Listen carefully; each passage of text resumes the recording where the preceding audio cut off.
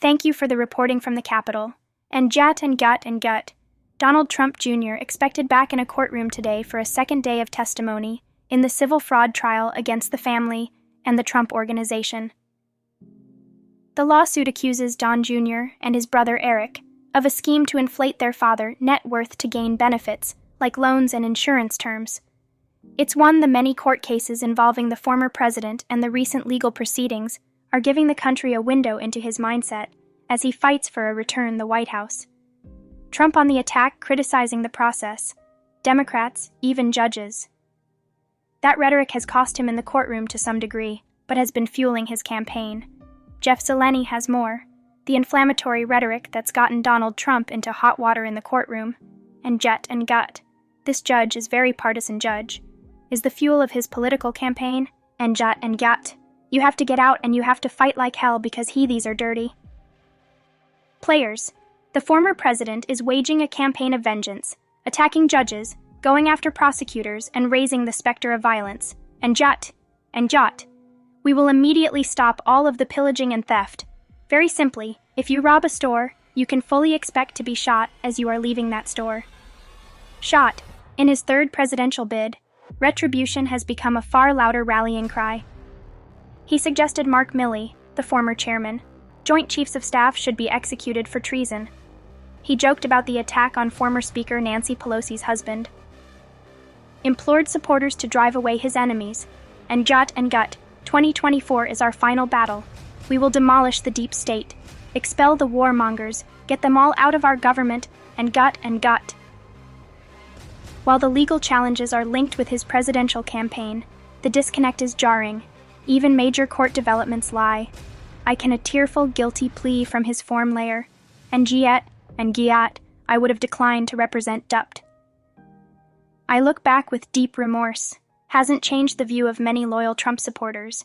And Giat and Gat, there is more than you think that are in favor of Trump and felt that the last election was stolen, and we just want what's ours. Lori saw the former president this week in Iowa. She is unbothered by criticism and dismissive of his Republican rivals whom she believes should step aside.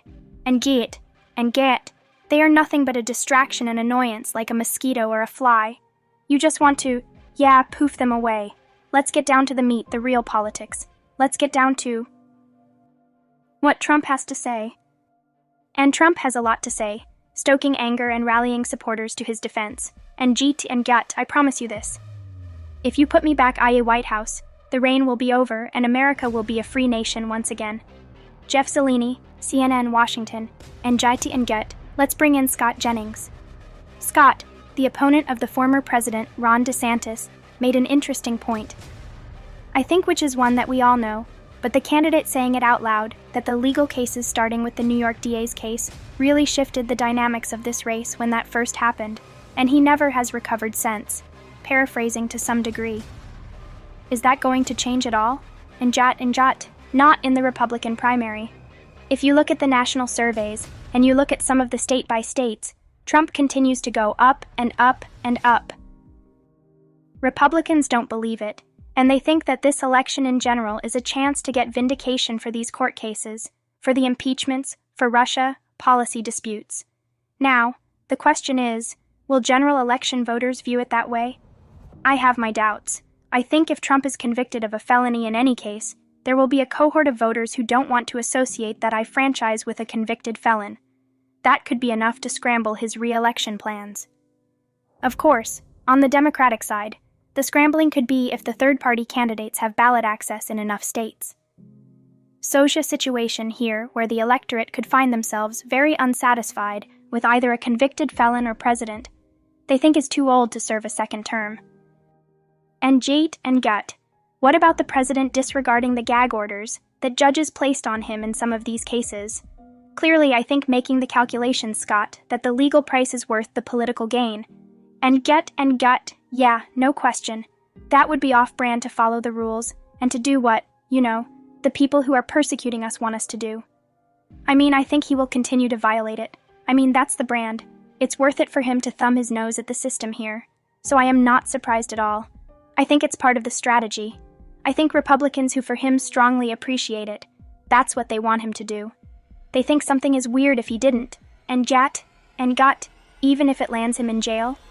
Ty Cobb, one of the president's attorneys way back when, said he thinks if he keeps violating the gag orders, the president could spend a little time in jail. And gut, if they throw Donald Trump in jail, if you think his people support him now, throw him in jail and see what happens. I mean, the argument he is making is they are using the legal system to try to keep you from, having your day at the ballot box next November. That would be further evidence. So I think he ought to face the same laws and consequences any of the rest of us in the same circumstances. But the reaction to that, the political reaction to that to me, is quite obvious. And Jate, and Giat, Scott, I don't want to go off-brand myself and ask about policy instead of politics here in these dynamics in the race. But as all this is going on, we have written some of it. The New York Times wrote great stories about the outside group of former Trump advisors planning for the 2025 inauguration. How different it will be, how they will have loyalists willing to do what very conservative Republican lawyers in the last administration were not willing to do. I know they're familiar with those Republicans and laws, and also the policies they are talking about here. What your read on it when you see that? One of the biggest weaknesses of the first Trump administration. It couldn't deliver from the executive branch unless there was some agency issue. They are saying now they will be able to, and gut.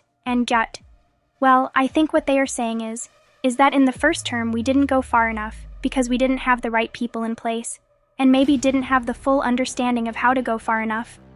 Now they are saying we will get smarter people, better people, and frankly, people willing to challenge the norms and guardrails that exist, for most presidential administrations. I think what you are referencing, I read that they are saying Federalist Society lawyers, and GT and gut, yes, exactly. And jot, and gut. We will find lawyers who will go beyond that. And gut.